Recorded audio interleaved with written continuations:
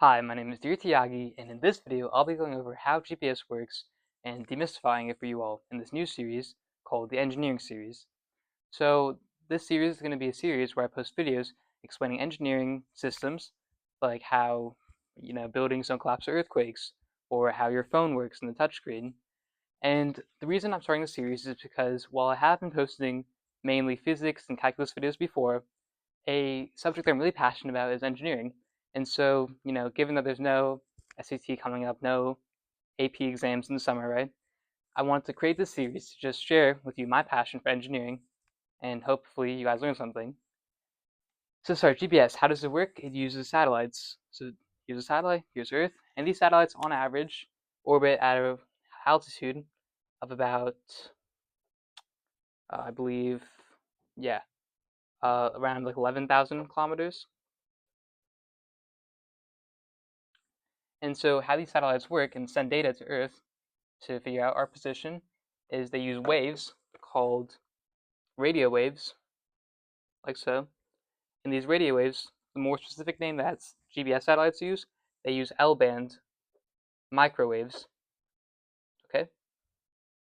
And so these microwaves, they carry information, and they carry information through something called a carrier signal, and a carrier signal sends data through a process called modulation. So modulation is a process by which we use a wave, we convert a wave into something that can send data. And so modulation, the way you can think about it, analogy, might be like Morse code. So with Morse code, the way we send data, the way we share information is by having a signal, either sound, light, whatever, that has, short pauses and long pauses. So the same way with waves, the way we send data is by having a wave and we encode it using modulation to have short and long pauses that represent 1 and 0. And this 1s and 0s can represent data. And so the three types of modulation we have, if you think of a wave, right? So we have an amplitude. So we can have amplitude modulation where we change the amplitude to encode data. We can also have frequency modulation. So frequency, we change the actual frequency. So high frequency, low frequency, frequency modulation. And we can also have phase shift modulation. And this is when we change the phase of the wave. So here is the original wave, we can say, and we can change its phase like so. So now we change it by a phase p. So the primary way that GPS systems modulate data and send data is through phase and frequency modulation. So by using these modulation systems, we're able to encode data in a similar way to how we encode data using Morse code. And actually, what data did we send from the satellite? Well, the main data we send is the time and the distance, or sorry, not distance, the position of the satellite. Okay, that's the data we send. We send the position of the satellite and the time that the satellite has on its atomic clock. And an atomic clock is just a clock that's super accurate and it's able to store information, or sorry, time, super accurately. Okay, so that's how satellites send data. How does GPS actually work? So first, to explain how GPS works, I'm going to have to explain how trilateration works. And trilateration is the process by which GPS figures out where you are. And so if we imagine an Earth, first let me explain 2D trilateration. So if you imagine the Earth to be a 2D object, and you imagine you, the receiver, to be here, and we have a satellite here, and we have a satellite here, and the satellite sends a signal here, and it measures a distance d1. Then the satellite sends you a signal here, and it measures a signal of a distance of d2. So for right now, I'm going to explain how distance works, how the satellite actually measures distance from you to the satellite. I'll explain that later on in the video, but just imagine we know this data. We know it's d1, d2, d1, d2. So now what we can do is, because we have d1 here, d2 there, we can draw a circle, an imaginary circle here for d1, and we know the center of the circle is going to be x, y, z, because again, we know the position. So we draw a circle like so, radius d1, x, y, z, and then here we draw another circle, x, y, z, radius d2, like so. And what we get is we get two circles that intersect at 2 points.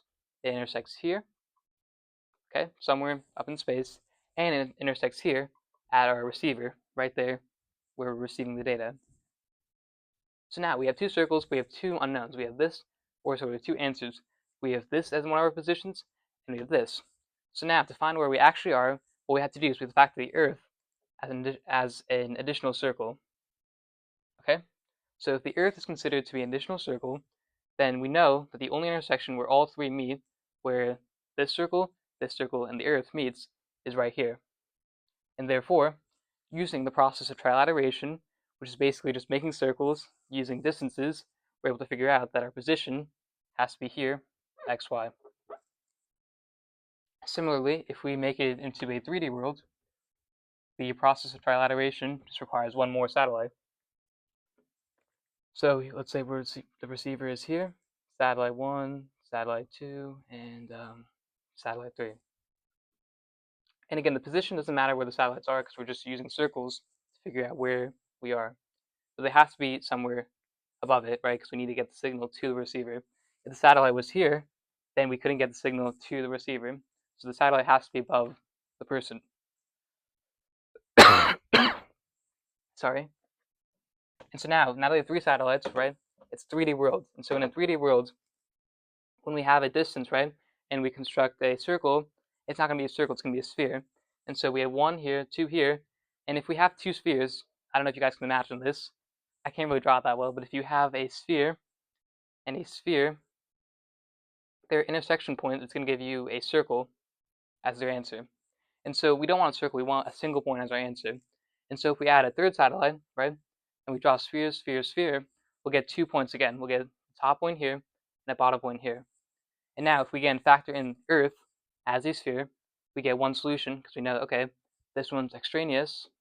This is our only solution to the problem, and that's our position, x, y, z.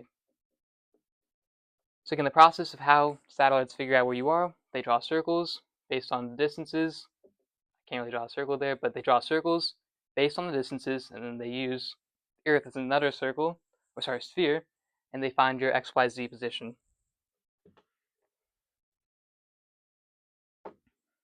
So now we explain how does the satellite actually know how far you are. And the way they figure it out is by using an atomic clock. So the satellite has an atomic clock that measures the precise amount of time in space. It's super accurate, it measures the right amount of time. And then we have a signal containing the XY position of the satellite. So XYZ, if we imagine this satellite, right, XYZ, and it sends the time. So it sends the time of the satellite TS. So what's going to happen is that waves, radio waves, travel at the speed of light. So waves travel at the speed of light. So c 3 times 10 to the 8 meters per second. And so what's going to happen is there's going to be a time delay from the time on the satellite to when we receive it. Because again, it's not traveling infinitely fast, it's traveling at the speed of light. And so when it gets to Earth, this signal here, there'll be a time tr. There's going to be a time difference, what's called time delta t, from tr minus ts. Because again, it's not traveling infinitely fast. There's going to be a time delay because it's traveling the speed of light. So call this delta t. And we know it's traveling the speed of light. We know the speed is s. So you guys remember, the formula for distance, or formula for speed, is distance over time. So therefore, distance is equal to speed times time. And so look what we have here. We have the speed of light, c, which goes into there, and we have delta t, time difference, which goes into there. And so using this, we can figure out the distance is these two multiplied together.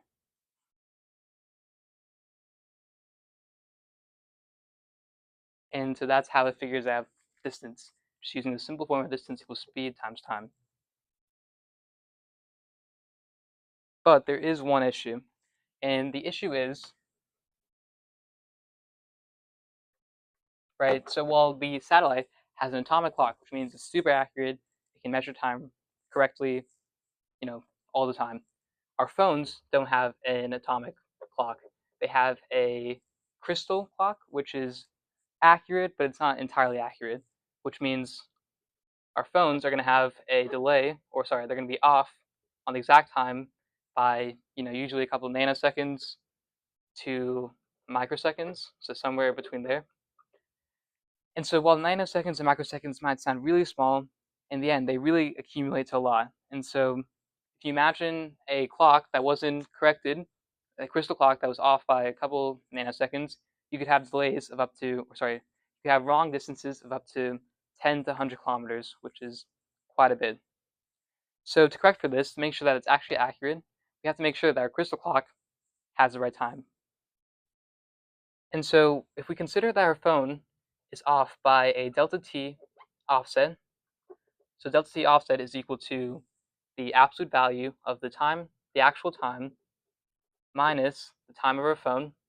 So our phone is off, the time on our phone is off by an offset. If we consider that, then we know that each satellite is going to have a delta t offset, right? So this is delta t offset, this is delta t offset, this is delta t. So all three satellites have a delta t offset. And so now, if we consider a fourth satellite here, S4, you can see that we also have a way to find the delta t offset. Because now, what we want to find, we don't want to find x, y, z. We want to find x, y, z, and delta t offset. And so by adding a fourth satellite to our system, even though we don't need it for trilateration, because we have this fourth satellite, we're able to find the delta t offset because we have four equations. We have the equation for S1, S2, S3, S4, and we have four unknowns. And so because we added this fourth satellite, we're able to find delta t offset, and we're able to find the actual location because we're able to factor in the delta t offset into our final XYZ position. Well, that's a small z. So the bare minimum satellites that are needed to figure out any position in space is 4. Because you need 4 for position and delta t offset. And so the actual number they use in space right now, the minimum you need is 24, which is really crazy in my opinion, because 24 sounds like not that much for the entire Earth. But the reason why it works is because if you consider a satellite, right, it's going really high up. It's 11,000 kilometers up. And so this satellite has a good range right here. It has a range like so, and it actually covers about 38% of Earth from here. So if you have 24 of these in some positions, in some orbital positions, then you're going to be able to cover the entire Earth, no matter what time it is, just because these satellites are really high up, they cover a good amount of area, and yeah. One more thing. So satellites, we also have to correct the time in the atomic clock, because what's happening is that, according to Einstein in his theory of relativity, right, objects, faster moving objects, have time dilate, which means time goes slower. And so what this means for a satellite that's traveling at a speed of 14,000 kilometers per hour, you're going to have a time offset or time loss of about -7 microseconds per day. And then, since we're also above Earth, we're here, relative to time on Earth, we're going to have so since we're above Earth, right, we have 1/4 of Earth's gravity. Or sorry, we lose 1/4 of Earth's gravity. So we only have 3/4 of Earth's gravity. That's what that means. And so because of this, we're going to have less time, because again, theory of relativity, space, time are all related. And so what this means that we're going to have a addition of 45 microseconds per day added to our clock. So in total, we're going to have every day, our clock's going to be off, become more off by 38 microseconds per day. And again, this is just by relativity, because our objects move really fast, and we're also above Earth. So relative to time on Earth, we're going to be off by 38 microseconds per day. And so I know this sounds like a really small amount, but 38 microseconds per day, what that means is if we let it just happen, we didn't correct it, we would have an error of 10 kilometers per day on the satellite. So every day, the GPS system will be 10 kilometers less accurate every single day, which is not what we want. So, a simple way to correct it is every day, or not every day, we just correct the time by considering this offset and by using relativity equations on the satellite to correct the factor. And by correcting it, we're able to get a super accurate way of finding our location. And yeah, that's how satellites work. If you have any questions, leave a comment down below. And thank you guys all for watching, and I'll see you guys all next time. Bye.